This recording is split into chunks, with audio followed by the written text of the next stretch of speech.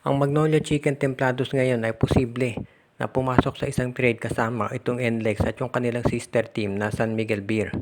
So baka ganito ang maging sitwasyon dyan. Itong NLEX Road Warriors makukuha itong si Abu Tratter mula dito sa Magnolia Chicken Templados. Samantala naman, itong Magnolia, ang makukuha nila ay itong si Jeron Teng mula dito sa San Miguel Beer. At ito namang San Miguel Beer, ang makukuha ay itong si Michael Miranda mula dito sa NLEX Road Warriors, o di kaya naman ay itong si Anthony Semerad. Isa doon sa dalawa. Si Anthony Semerad o si Michael Miranda dito sa San Miguel Beer. Ito namang si Jeron Teng dito sa Magnolia, at dito sa NLEX Road Warriors naman ay mapupunta itong si Abu Tratter.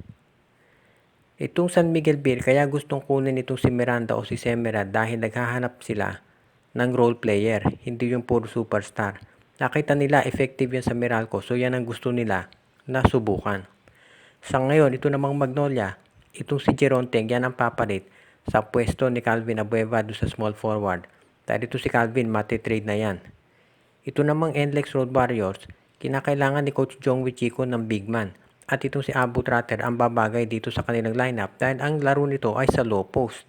So bagay na bagay ito na complement kay Robert Bodic. Kaya ito namang trade na to mukhang balanse yan para doon sa lahat ng teams na involved. Kaya sa tingin ko hindi ito magkakaroon ng issue. Sa ngayon, pag-aaralan na lamang kung sino doon sa dalawang nabanggit na NLEX players, si Semerad o si Michael Miranda, ang pwedeng makuha nitong San Miguel Beer. So tignan muna natin ang magiging resulta ng transaction na ito. Ano nga ba ang posibilidad na makuha ng TNT Tropang Giga yung first round pick ng Terra Firma? Alam natin na ang Terra Firma ay malapit sa SMC Group at usually dito sila nakikipag-trade. Pero paano kung gustong makuha ng TNT yung first round pick ng Terra Firma at ang i-offer nila ay itong si Mikey Williams? Tanggapin kaya ito ng Jeep? Alam natin na itong si Stephen Holt malamang matrade na yan. Baka nga pati ito si Wamit Yongson. Si Javi Gomez de Liano wala na, nasa South Korea. So kung sakaling makuha ng Terra Firma itong si Mikey Williams, okay lang kahit mawala itong si Stephen Holt. Actually, sabi nga pa mas magaling pang scorer itong si Mikey. Pero ang tanong ngayon ay kung papayag sila. Dahil syempre ang titignan dito ng Terra Firma kung sino mag-a-apply sa darating na draft. Ang titignan kasi natin dyan yung mga big men. Kung may big men na maraming mag-apply dyan, baka mag-hesitate itong Terra Firma kahit si Mikey Williams pa i-offer.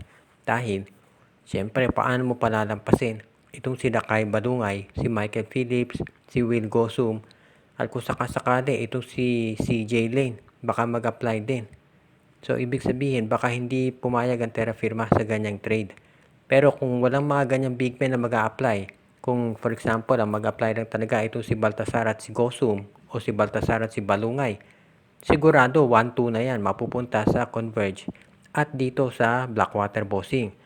Baka pumayag na ang Terra Firma na ibigay yung kanilang first round pick dito sa TNT. Pero syempre, kinakailangan pag-isipan muna yan mabuti nitong Terra Firma. Dahil sa TNT, walang mawawala kung susubukan nila.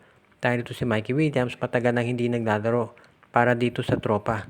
So sigurado na magkakaroon sila ng tiyansa na mas mapalakas yung lineup nila kung makuha nila yung first round pick ng Terra Firma.